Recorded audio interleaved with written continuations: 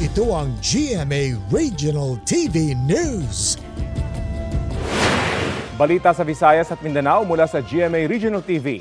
Nahuli kamang tangkang pamamaril sa isang councilor-elect sa Hagonoy, Davao del Sur.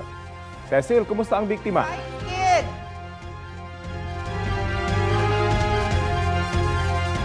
Rafi, ligtas ang biktima matapos hindi umano pumutok ang baril ng gunman. Sa kuha ng CCTV, kita ang pagdating ng isang motorsiklo sa kalsadang sakop ng Barangay Poblasyon nitong linggo ng hapon.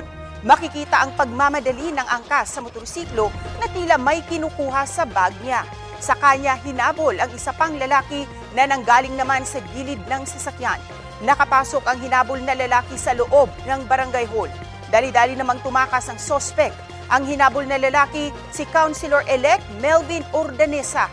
Kinumpirma ng pulisya na posibleng target si Ordanesa ng pamamaril. Hindi lang daw pumutok ang baril na pinaniniwala ang nakatago sa pink na bag. Sa kanyang social media post, sinabi ni Ordanesa na pangalawang buhay na niya ito at wala raw siyang kaaway. Ayon sa pulisya, wala rin silang natanggap na report na banta sa buhay ni Ordanesa. Sa ngayon, ipapa-enhance muna nila ang CCTV footage para malaman kung sino ang mga salarin.